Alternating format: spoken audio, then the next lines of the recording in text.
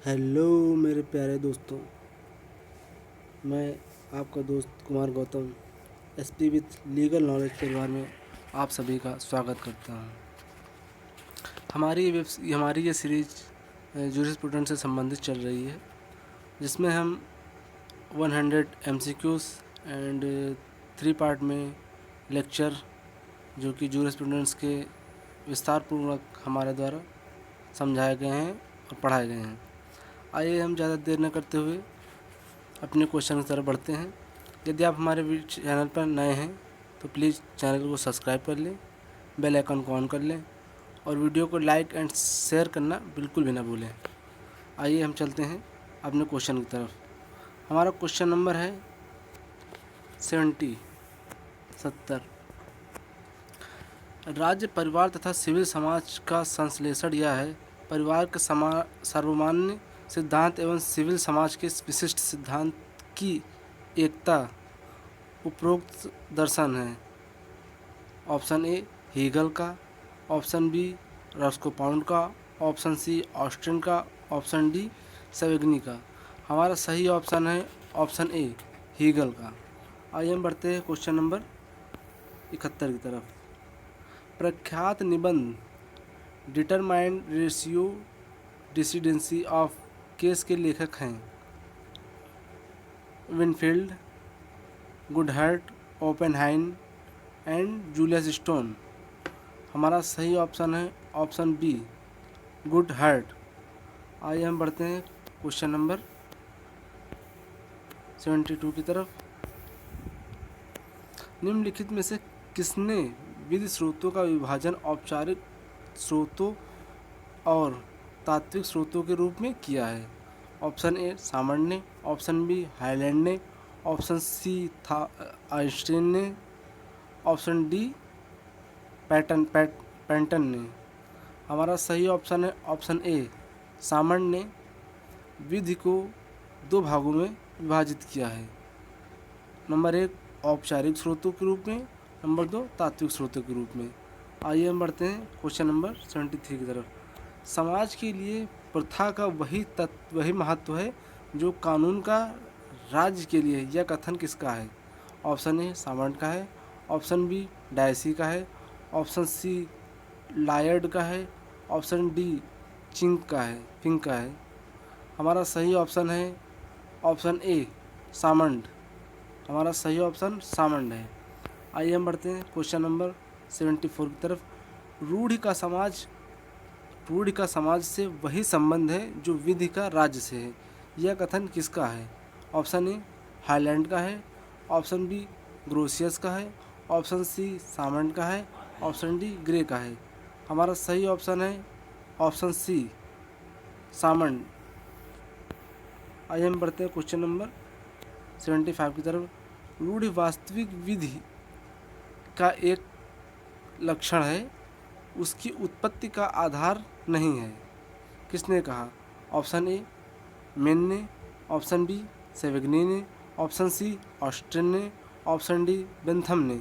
हमारा सही ऑप्शन है ऑप्शन ए बेंथम ने रूढ़ि वास्तविक विधि का एक लक्षण है, उसकी उत्पत्ति का आधार नहीं है। अब आइए बढ़ते हैं क्वेश्चन नंबर 76 की तरफ। निम्नलिखित में से कौन सा एक विधिक रूढ़ि का आवश्यक तत्व नहीं है? ऑप्शन ए निरंतरता विधि के लिए आवश्यक नहीं है, ऑप्शन बी आवश्यक है, ऑप्शन बी मौलिकता, ऑप्शन सी अनिश्चितता, ऑप्शन डी सुसंगतता। हमारा सही ऑप्शन है मौलिकता एक विधि रूढ़ि का आवश्यक तत्व नहीं है। ऑप्शन ए निरंतरता रूढ़ि के लिए आवश्यक तत्व है, अनिश्चितता रूढ़ि के लिए आवश्यक तत्व है, सुसंगतता रूढ़ि के लिए आवश्यक तत्व है। आइए हम बढ़ते हैं क्वेश्चन नंबर 77 की तरफ।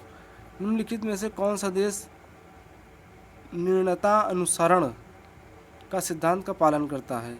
Option A England, option B Germany, option C France, option D Pakistan. हमारा सही ऑप्शन है ऑप्शन ए इंग्लैंड निर्णयता अनुसरण का पालन करता है। आइए हम बढ़ते हैं क्वेश्चन नंबर 78 की तरफ। न्यायाधीश केवल विधि की खोज ही नहीं करते बल्कि वे विधि का निर्माण करते हैं।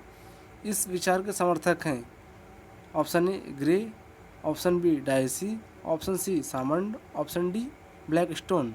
हमारा सही ऑप्शन है ऑप्शन ए ग्रे। यह कहते हैं कि न्यायाधीश केवल विधि की खोज ही नहीं करते बल्कि विधि का निर्माण भी करते हैं। आइए हम बढ़ते हैं क्वेश्चन नंबर 79 की तरफ। निम्नलिखित में से कौन न्यायिक पूर्व निर्णय की घोषणात्मक सिद्धांत से संबंधित नहीं है? Option A Grey, option B Blackstone, option C Coke, option D Hale. पूर्व निर्णय के घोषणात्मक सिद्धांत से के समर्थक ग्रे नहीं हैं, बल्कि इस सिद्धांत के पूर्व निर्णय का घोषणात्मक सिद्धांत के समर्थक ब्लैकस्टोन हैं, कोक हैं एंड हेल हैं। आइए हम बढ़ते हैं क्वेश्चन नंबर 80 की तरफ। मेरे विचार में पूर्व निर्णय का पालन एक नियम होना चाहिए, न कि अपवाद। यह कथन किसका है? ऑप्शन ए कार्डोजो का, ऑप्शन बी ब्लैकस्टोन का, ऑप्शन सी किटन का, ऑप्शन डी थीबा का। हमारा सही ऑप्शन है ऑप्शन ए कार्डोजो का। यह कथन है कि पूर्व निर्णय का पालन एक नियम होना चाहिए, न कि अपवाद। आइए हम बढ़ते हैं क्वेश्चन नंबर 81 की तरफ। पूर्व निर्णय के रूप में निम्नलिखित में से क्या बाध्यकारी है? ऑप्शन ए इतिरोक्ति, ऑप्शन बी निर्णयाधार, ऑप्शन सी ए और बी दोनों, ऑप्शन डी उपयुक्त में से कोई नहीं। हमारा सही ऑप्शन है ऑप्शन सी। ऑप्शन सी में पूर्व निर्णय के लिए इतिरोक्त और निर्णयाधार का होना आवश्यक है। आइए हम बढ़ते हैं क्वेश्चन नंबर 82 की तरफ। अनवधानता के कारण दिया गया निर्णय क्या होता है? ऑप्शन ए बाध्यकारी होता है, ऑप्शन बी बाध्यकारी नहीं है, ऑप्शन सी अविद्यमान है, ऑप्शन डी शून्य है। हमारा सही ऑप्शन है ऑप्शन बी बाध्यकारी नहीं है। आइए हम बढ़ते हैं क्वेश्चन नंबर 82 की तरफ। निम्नलिखित में से किसने कहा था कि विधान समाज के विधायकों की औपचारिक अभिव्यक्ति है? ऑप्शन ए डायसी ने, ऑप्शन बी एलन ने, ऑप्शन सी ग्रे ने, ऑप्शन बी ब्लैकस्टोन ने। हमारा सही ऑप्शन है ऑप्शन सी ग्रे ने। यह कहा था कि विधान समाज के लिए विधायिकाओं की औपचारिक अभिव्यक्ति है। आइए हम बढ़ते हैं क्वेश्चन नंबर 84 की तरफ। विधिक अधिकार के दो प्रमुख सिद्धांत कौन कौन से हैं? ऑप्शन ए इच्छा सिद्धांत और हित सिद्धांत, ऑप्शन बी इच्छा सिद्धांत और कालपातिक सिद्धांत, ऑप्शन सी एक सिद्धांत और रियायत सिद्धांत, ऑप्शन डी सिद्धांत और यथार्थवादी सिद्धांत। हमारा सही ऑप्शन है ऑप्शन ए इच्छा सिद्धांत और हित सिद्धांत विधिक अधिकार के दो प्रमुख सिद्धांत हैं। आइए हम बढ़ते हैं क्वेश्चन नंबर 85 की तरफ। निम्नलिखित में से कौन सा सिद्धांत विधिक अधिकारों से संबंधित नहीं है? ऑप्शन ए सामाजिक समानता का सिद्धांत, ऑप्शन बी संरक्षण का सिद्धांत, ऑप्शन सी इच्छा का सिद्धांत, ऑप्शन डी हित का सिद्धांत।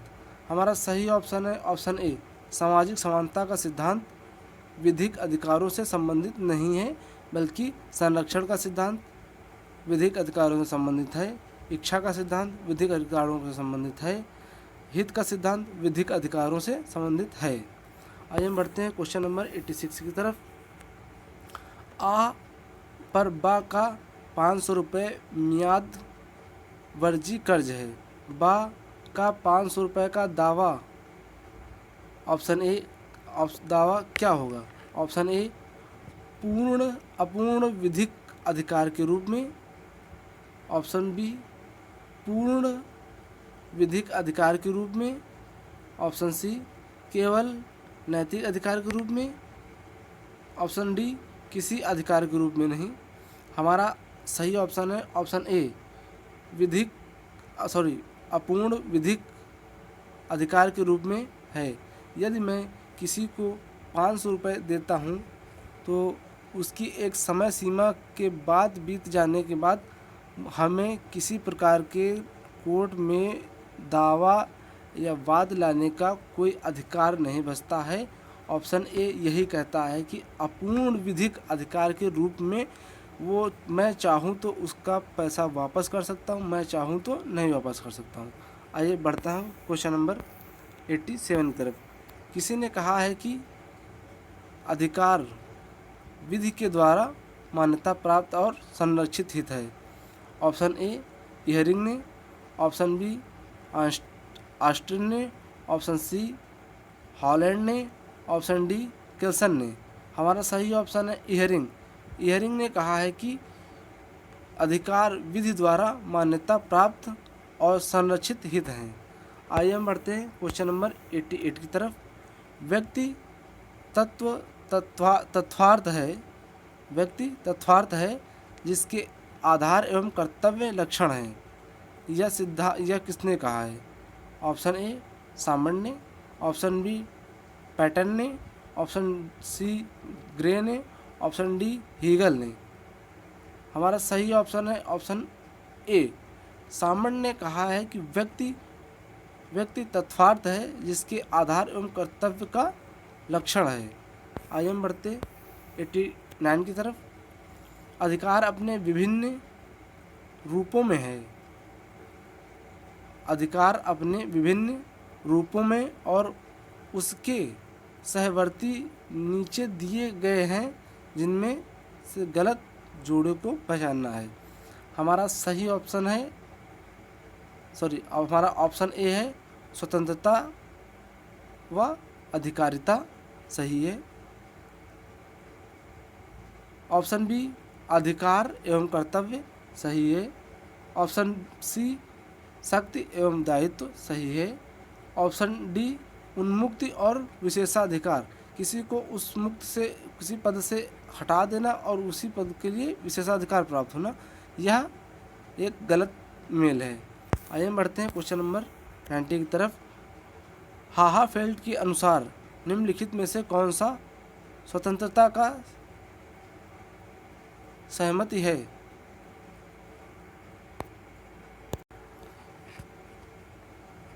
हाहाफेल्ड के अनुसार निम्नलिखित में से कौन सा स्वतंत्रता का सहवर्ती है?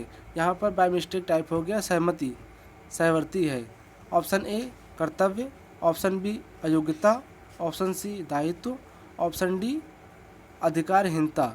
हमारा सही ऑप्शन है ऑप्शन डी अधिकारहीनता हाहाफेल्ड के अनुसार स्वतंत्रता का सहवर्ती है। आइए हम बढ़ते हैं क्वेश्चन नंबर 91 की तरफ। किसके अनुसार 4 प्रकार के अंतःकृत कर्तव्य होते हैं? अर्थात अपने प्रति कर्तव्य, अनिश्चित व्यक्तियों के प्रति कर्तव्य, कर्तव्य संप्रभु के प्रति कर्तव्य तथा ऐसों के प्रति कर्तव्य जो मनुष्य नहीं है। Option A Austin, option B Salmond, option C Kelsen, option D Hart. हमारा सही ऑप्शन है ऑप्शन ए ऑस्टिन। आइए बढ़ते हैं क्वेश्चन नंबर 92 की तरफ। निम्नलिखित में से कौन सा विधिक कर्तव्य का लक्षण नहीं है? ऑप्शन ए कर्तव्य का विषय, ऑप्शन बी अधिकार का विषय, ऑप्शन सी कर्तव्य की अंतर्वस्तु, ऑप्शन डी कर्तव्य की विषय वस्तु। हमारा सही ऑप्शन है ऑप्शन डी कर्तव्य की विषय वस्तु विधिक कर्तव्य का लक्षण नहीं है, बल्कि विधिक कर्तव्य का लक्षण कर्तव्य का विषय, अधिकार का विषय, कर्तव्य की अंतर्वस्तु, ये सभी विधिक कर्तव्य के लक्षण हैं। आइए हम बढ़ते हैं क्वेश्चन नंबर 93 की तरफ। निम्नलिखित में से कौन सा विधिक व्यक्ति नहीं है? ऑप्शन ए मूर्ति, option B company, option C Guru Nanak Sahib, option D मस्जिद। हमारा सही ऑप्शन है ऑप्शन डी मस्जिद। विधिक व्यक्ति के रूप में मूर्ति, कंपनी, गुरु ग्रंथ साहिब को विधिक व्यक्ति के रूप में माना जाता है और बल्कि विधिक व्यक्ति के रूप में मस्जिद को नहीं माना जाता है। आइए हम बात करते हैं क्वेश्चन नंबर 94 की। कोष्टक सिद्धांत संबंधित है। ऑप्शन ए कब्जे से, ऑप्शन बी विधिक व्यक्तित्व से, ऑप्शन सी स्वामित्व से, ऑप्शन डी विधि के स्रोतों से। हमारा सही ऑप्शन है ऑप्शन बी विधिक व्यक्तित्व से कोष्ठक सिद्धांत संबंधित है। धन्यवाद दोस्तों। यदि आपको हमारा वीडियो अच्छा लगा हो तो प्लीज़ लाइक करें, क्योंकि इस वीडियो के कंटेंट को तैयार करने के लिए हमें खुद अपने हाथों से टाइप करना पड़ता है, तो किसी न किसी प्रकार की टाइपिंग मिस्टेक हो जाती है, उसके लिए माफ़ करिए, क्षमा कीजिएगा। यदि आप हमारे वीडियो को लाइक नहीं किए तो प्लीज़ लाइक कर दें, शेयर कर दें, और अभी तक भी सब्सक्राइब ना किए हों तो प्लीज़ सब्सक्राइब कर दें और बेल आइकन को ऑन कर लें। धन्यवाद।